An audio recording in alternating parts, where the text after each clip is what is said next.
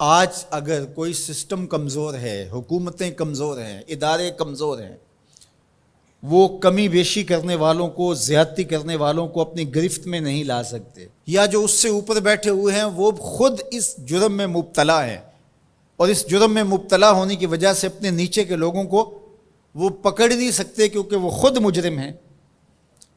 تو اگر نظام میں سکم کی وجہ سے کوئی شخص فائدہ حاصل کرتا ہے، اللہ ارشاد فرماتا ہے الا یظن اولئک انہم مبعوثون، وہ یہاں تو لوگوں کو دجل دے بیٹھے، لوگوں کو فریب دے دیا، دھوکہ دے دیا، کسی کی آنکھوں میں مٹی جھونک دی اور کام صحیح نہیں کیا لیکن اچھا بن کے کسی کے سامنے پیش ہو گئی، یہاں تو کر سکتے ہیں، لیکن اللہ تعالیٰ نے ارشاد فرمایا کیا وہ بھول گئے ہیں ایک ایسا دن بھی ہے جس دن وہ اٹھائے جائیں گے، لیوم عظیم، وہ بہت بڑا دن ہوگا، 50,000 سال کے برابر ایک دن ہوگا، خوف وحشت ابدان پہ طاری ہوگی، اور اتنا گرم کہ آج سورج کا رخ الٹا ہے، پھر رخ سیدھا ہو جائے گا، اب سورج بہت بلندی پہ ہے، پھر 1.25 میل کے فاصلے پہ آ جائے گا، اب زمین میں قوت جاذبہ ہے، گرمی کو جذب کرتی ہے، پھر زمین تانبے کی ہو جائے گی۔ اللہ اکبر، وہ کتنا سخت دن ہوگا جس کو قرآن نے کہا یوم عظیم، اللہ کی عظمت و جلالت کے اظہار کا دن ہوگا، لیکن میرے حضور نے فرمایا کہ 7 اشخاص ایسے ہوں گے جنہیں اللہ اس دن اپنے عرش کا ٹھنڈا سایہ عطا فرمایا۔ ان میں سے نمبر 1 امام عادل، عادل حکمران جو انصاف کے تقاضوں کو بہر صورت پورا کرتا ہے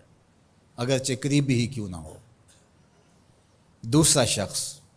وشاب نشأ فی عبادت اللہ، وہ جوان جس کی جوانی اللہ کی عبادت میں گزری۔ آج تو میرے جوان کی جوانی سوشل میڈیا پہ گزر رہی ہے، آج میرے جوان کی جوانی تو گلیوں چوکوں اور بازاروں میں گزر رہی ہے۔ تیسرا شخص ورجل قلبہ معلق بالمساجد، وہ آدمی جس کا دل مسجدوں سے جڑا رہتا ہے،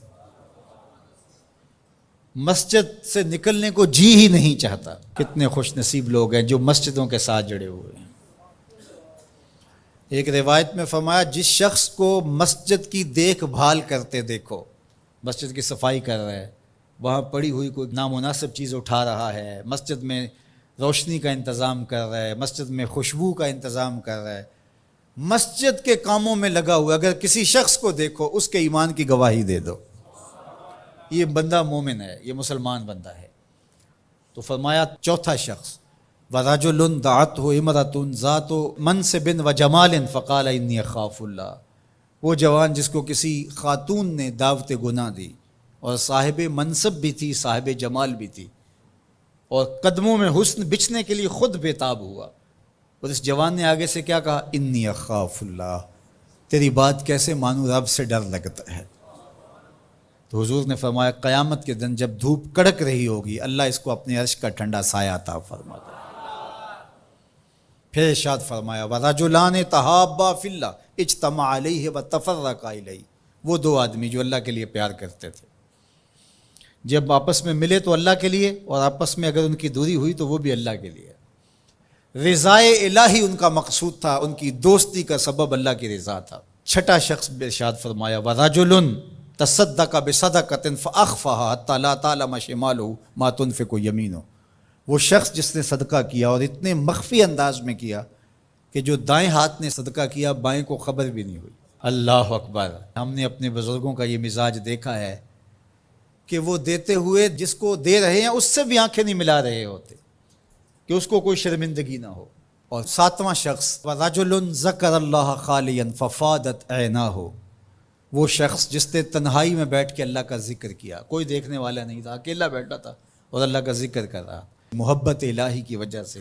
اس کی آنکھوں میں آنسو امڈ آئے۔ تو میرے اور آپ کے آقا و مولا فرماتے ہیں قیامت کے دن جب کوئی سایہ نہیں ہوگا اللہ اسے اپنے عرش کا ٹھنڈا سایہ عطا فرمائے۔